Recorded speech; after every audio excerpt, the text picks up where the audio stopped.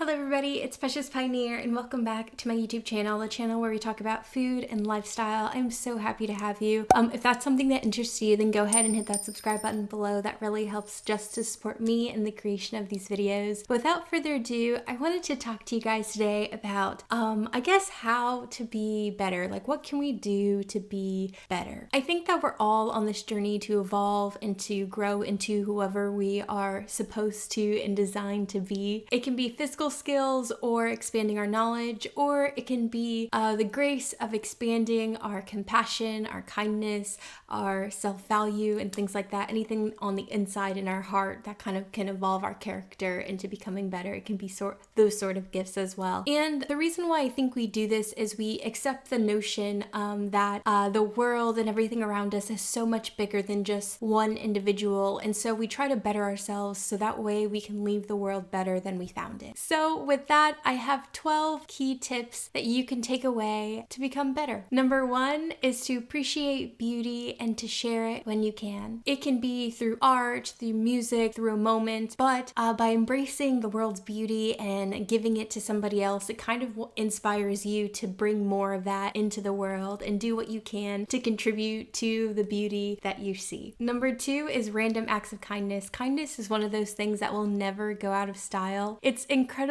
contagious for those who witness it. It kind of inspires us to be better. So when you see that act of service, or even those Starbucks chains or fast food chains of like paying for somebody's meal for somebody behind you, it's giving without expecting anything in return. And those chains last for so long because it's like, you know what, like they did something nice for me, let me go and do something nice for somebody else, and being part of that blessing. And so kindness is one of those things that just really helps the betterment of like your community or other people around you for those who witness it or those who experience it personally. Number 3 is be mindful about the way that you speak. It's so easy to get caught up in the hustle bustle of life, the stressfulness. You may wake up late, be stuck in traffic, and just have a rough day overall. But the way that you speak to the people around you, everybody always remembers how you treated them. And so it doesn't matter like whether it's your fast food restaurant person or random employee at Walmart, how you speak to somebody really does matter and makes an impact on their day.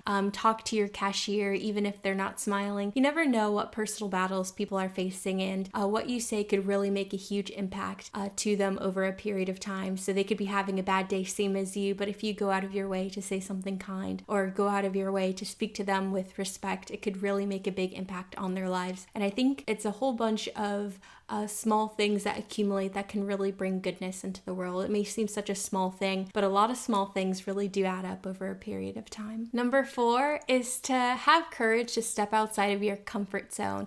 In this world, of course, there are so many different cultures, religions, backgrounds, food. And so I think that respect goes such a long way, and just having the courage to understand somebody else's point of view and perspective can really help shape you and your own personal growth through that experience. So whether you like or dislike, it's hardly relevant when it comes to things like that. And then with that revelation, you'll be able to speak from a sense of experience and understanding rather than stereotypes or preconceptual notions. I think that's what the word I'm looking for. Yeah, preconceptual notions. Number 5 is truly get to know people. I think sometimes we can be a little bit out of touch with social media. We kind of just see what people are supposed to look like, or we base our own ideas on what we see in social media, and that may not always be the case. And so I encourage you to go out and to speak to everyone. And if you feel a little bit uncertain, sometimes you need to check your own biases and understanding and realize, why do you feel a certain way talking and interacting with other people? I think everyone in this world is worthy of love and understanding, and everyone has a different unique story and background, and we are all not perfect, and we all have our history. So when I say speak to people, I'm talking about speaking to the homeless person on your street or in their neighborhood. I'm talking about speaking to the old, the disabled, to everyone around you, because everyone has a story. That could be a police officer. Just understanding their background and their story can really make a huge difference on broadening your perspective of all of the people that you interact with. That could be like, I think cashier is such a big example, because we run through the grocery store and they may not talk to anybody that day. And so I always check their name tag and say, hello, like, how are you? And then insert their name, just address addressing and acknowledging that they exist can really make a huge difference in people's lives. And I mean, the general concept is to treat people the way that you want to be treated. I just think that everyone is worthy of understanding and mutual respect. Number 6 is to help those who can't help themselves. Humility can make all the difference in the world. We were all born into situations that are out of our control, but it's what we do with our lives that actually holds and carries the weight. And so whether that be on the other one side of the spectrum of being rich and wealthy and not having to think about a single security problem in your life, maybe on the opposite spectrum, maybe you had to grind and struggle your entire life. I think on both sides of the spectrum, acknowledging those things and being able to take your place in this world and be able to help people who can't help themselves really makes a huge difference. It could be from rescuing an animal that was hit by a car on the side of the road. You see all those really sentimental Facebook videos of that, but it could also be something simple as volunteering and helping build fences in low-funded neighborhoods. It could be visiting a retirement home and helping old people. And maybe as a kid, my family and I, we used to go to retirement homes around Christmas and sing Christmas carols, because usually they don't get a lot of visitors around that time of year. So whatever is placed on your heart to go out and help people who don't really have access to things that you normalize, especially during this time, with coronavirus, there are so many families who don't have access to enough food, or they're getting kicked out because of rent and not having a job during this time. Whatever you can do to help people who really are in helpless situations makes all the difference. And I think it also ties into kindness of not expecting anything in return. I think being any sort of helpful into the world, it's really about not necessarily what you can do for me, but what can I do for you, and asking questions that really check your own perspective and view on the world, because it's only one view out of the 7 billion people on the planet. And I think recognizing that is really, really important. Number 7 is to spend time with nature. It's been scientifically proven countless times that there's something about nature that brings a sense of calmness and joy and peace within us. And sometimes we're not angry all the time. Maybe we just have all this tension and stress build up inside of us that we need those breaks to just go out and spend a couple of minutes out in nature and being surrounded by beauty of trees and animals or whatever gets you going. Or even it could just be a small walk around your block. I think that's a really important tip, to just kind of relax, take a break, just think beyond, on the inside. And I think being immersed in nature can really be beneficial to you. Number 8 is to study history, even if it's painful or uncomfortable. History tends to repeat itself, and if we don't do our homework and are knowledgeable about the things in the world around us and how people are different from various other people around the world, it could really inhabit us towards moving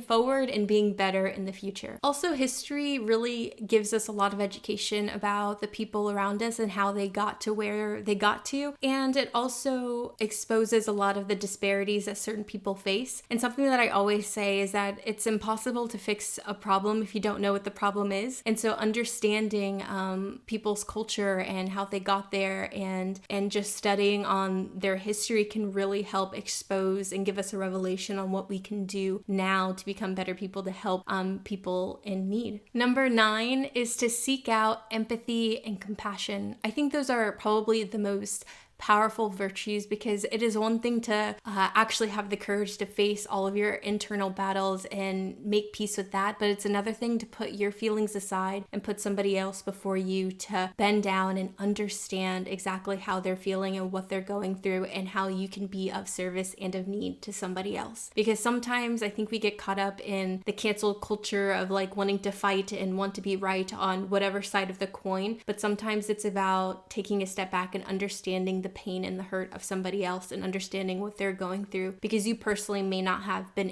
haven't been able to experience that exact version of what they're going through. And so I think it's really powerful to kind of hold on and search for empathy and compassion and learn as much as you can about it, and then use it as your armor towards facing the realities of the world. Also, I think despite the American culture of trying to climb your way to the top, no matter who it is, at the expense of others, I think it's actually quite the opposite, like that we can climb a lot higher when we bring other people with us and we go as a group and as a team, and we do it together as like a connected group. And also I think about how we want all of these things for the betterment of us. Like when we're sad or when we're going through something, we want we want people to be empathetic towards our situation. And I think that can only strengthen us in understanding on how to give that back to other people. Like whatever we would ever want the best for ourselves, we could only want to do that for other people to get it in return. Number 9 is to be generous with compliments. I think that reminds me of like the whole give me my flowers today sort of thing. Like don't wait until I pass away for you to tell me all of the good things that you loved about me. Not in like a narcissistic kind of way, but in a way that's like really kind and helpful. Like call your family today, call your friends today, tell them how much you mean to them. But on that personal level, but then also in the normal day-to-day level, like tell your coworkers how much you appreciate them, tell your boss thank you, thank your neighbors for cutting your grass. Really go out of your way to just compliment people, because that can go such a long way. You don't understand what people go through and what's in their shoes, and saying something nice or doing something nice and favorable toward them could really make all of the difference. It could be really anything, like all your teachers who are struggling with their teaching your children through Zoom calls and their own kids in the background trying to figure it out, taking the time to understand the hard work that everybody's really trying to do to make it in this world, taking a time to give them a compliment could really make all the difference in their lives. And so that's definitely my next tip. Number 10 is perspective is everything. I think I mentioned this a little bit before about cancel culture and like everybody wanting to just be right, and there's a lot of yelling, but something that I'm growing to understand is that I may have my own view on something and you may have your own view on something, but not giving you the time and the respect to speak. I may not be willing to change my mind or learn a new perspective without first understanding yours, and I may be wrong, and I may be willing to change my mind given the circumstances, as much as I would like you to change your mind based on what I firmly believe, so I would say just making enough room at the table to hold that conversation. I think we've lost a lot of touch with that in 2020. It's just like a scream on both sides to be right, but to move forward through compassion and empathy and to get problems actually solved, we have to first talk about them and discuss them, and to have an open table of like what I'm going through and what you're going through. And that's why you see like with a lot of the racial injustices, you see a lot of people discuss from both sides, like the perspective of police officers and the perspective of Black men and the Black culture in America as a whole. Like the police officers are family members and they're people too, and so you hear the scream of Blue Lives Matter. And sure, of course, there's always going to be radicalists on both sides, but at the end of the day, just holding those conversations of like, where are we now and where do we want to be in the future, and what can we do to work towards those things to be better. And I think that's the path that we're kind of all on, and having those conversations are really, really important. And so it's not always a matter of like who's right and who's wrong. It's more of I hear you, I understand you, let's talk about it. I think we need to have those couple of steps back to really progress in the future. So perspective is really, really important. Which brings me to 11. It's okay to change your mind. I think that's the biggest thing. It's okay to embrace that you were wrong or you are ignorant in a certain situation. It's okay to grow and develop because that's part of life. If I were to say I have the same mentality that I was at 13, it's quite tragic. And so it's okay to have developing opinions and that it changes and grows over time. It's okay to change your point of view and embracing and admitting the fact that you may have been ignorant or unaware in certain elements in that situation, whether that be related to cultural appropriation or saying a racist joke or comment, or it could be something that you did at work. It could be something as simple as that. It's just having the guts and the gusto to say, oh, my bad, I didn't mean to do that, or I didn't mean to come across that way. Just acknowledging the space of wrongness, the being accountable for that, and being accountable for how you're actions impacted other people or may have offended people is really important. It doesn't always have to be macho or brushing it off, taking the time to actual apologize and have that revelation that in that moment you were wrong, and not being prideful in that moment. I think pride is kind of like a huge thing in our culture when it really shouldn't be. I think that sometimes we have to check our own egos and check our own mind to be able to move forward and keep relationships. It's not always about cutting people off when they're wrong. It's sometimes about getting to a mutual understanding to be able to grow and change, because that's what we're here for, to grow and change for the betterment of other people. And I think that's pretty cool. So it's okay to change your mind. And now we're on number 12. We're finally wrapping up. And the last thing is to learn to let go. I think the biggest pressure and flaw that's in our culture is the pressure that we put on ourselves to be the best, to be the greatest, to do all of these things, which is great to a certain extent, but also we're not checking with ourselves and our own emotions and how we feel. And there's a lot of brokenness and a lot of ugliness that may happen on the inside, and having the courage to face that and to let go and to heal within yourself can only project goodness and kindness once you're in that place yourself. And that's why that phrase hurt people is so relevant, because when you're abusive or like angry or all these other like things that cause a lot of turmoil inside us, that can only be lashed out on other people, even though it's not that person's fault. A lot of the pain that we feel is because we've been exposed to pain before, and so we carry that with us throughout the years, and without facing it and acknowledging that many things in our lives actually aren't our fault. We are the result of a lot of our nature and nurture, as they say in psychology, like nature and nurture, how we were brought up, how we lived and went through certain experiences have kind of evolved our character over time. And learning to let go of that pain or whatever it may be to heal our heart, that's the only place where we can grow from, if we're healed on the inside, or else we're gonna continue. It's going to be a continuous cycle of like a lot of pain and hurt and resentment and anger and, all these other, things that like boil inside of us. Whatever we feel on the inside is what we project. And you can always tell somebody by their fruit, as Christians say. And so I think that's definitely really powerful. The power of just learning to let go and forgiving yourself and being kind to yourself is really important.